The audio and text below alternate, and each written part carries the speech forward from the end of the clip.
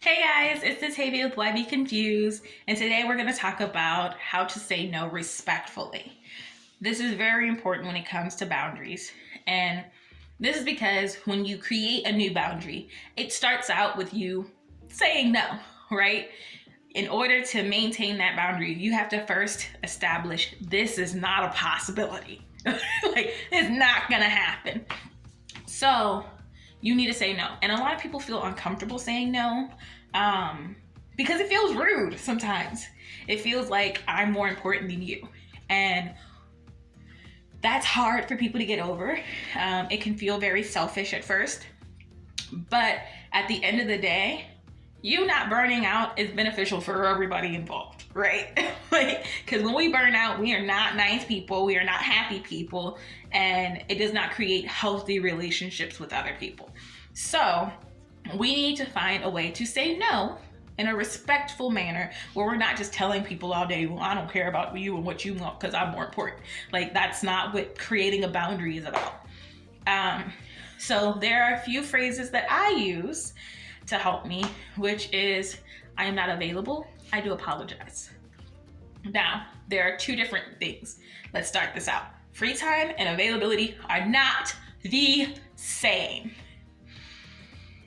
I'm gonna say this again. Your free time and your availability are not the same.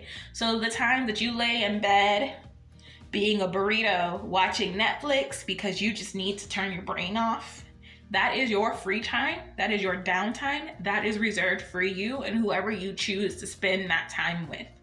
That is not your availability to do responsibilities or any stressful acts for yourself or others. So if you are not mentally or physically there to handle those kind of things, then you are not available. Okay? And then that's okay to say, I was not available. Now, you will get some pushback. If people find out you were at a burrito watching Netflix, some people are going to be like, but I needed you. Where were you? And you simply say, I did not have the mental capacity for that at that time. I would have been of no benefit to you. And I think that is the nicest way to say it, like, and most honest way, honestly. Like, I would have not benefited the situation.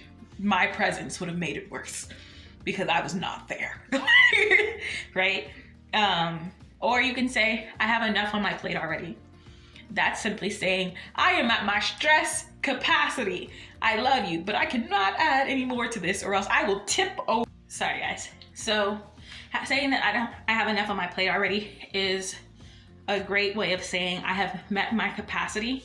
And then I would always follow that up with, oh, but maybe such and such can happen. Or, here's a resource. I think offering alternative resources is an amazing way to say, hey, I can't, but I care enough about you and about this thing to give you something that can help. And then there is one that is the most blunt as possible. When someone is kind of asking you, but they're not asking you, they're just like, girl, this is happening and that is happening and I just don't. I'm like, oh, I'm so sorry. I hope that goes well for you.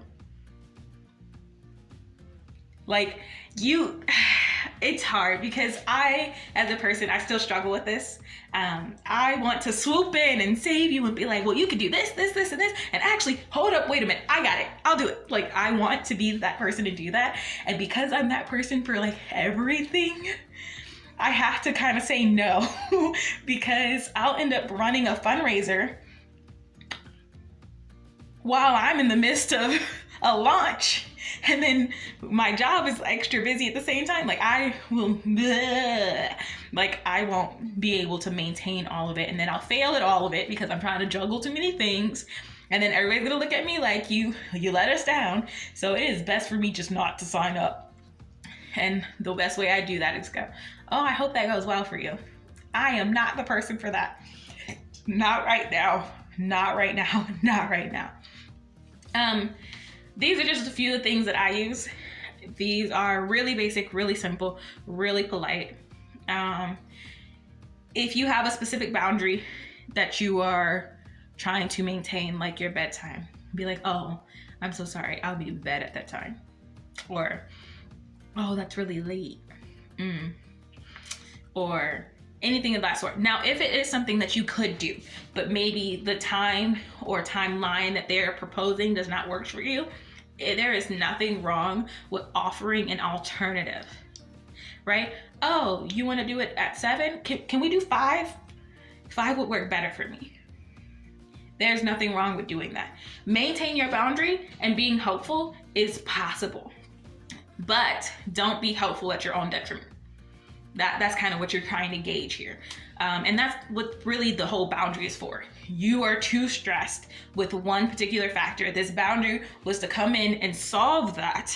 If you don't do the boundary, you are not solving that. And then if you add something instead of doing the boundary, you are adding to your stress. Like, so no. But if you can handle it at 5, and 5 o'clock is a good time for you, and you have nothing else going on that day that's going to stress you out or put you at the max capacity, then do it. Do it. You can still be a caring, loving friend who has boundaries. We all do it every day.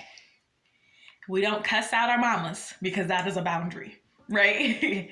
We don't tell the bus driver to drop us off directly at our house because that is a boundary. It is okay to have boundaries, and it is okay to still be helpful while having boundaries. So just got to figure out that balance. And that's why I say start with one boundary at a time, because there are going to be moments where you got to figure out that balance. You're going to break your boundary.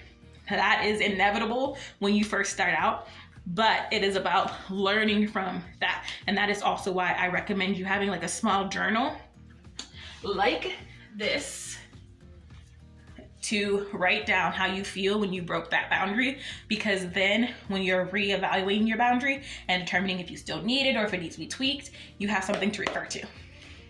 All right, guys, I will see y'all later, and please be out there respectfully saying no.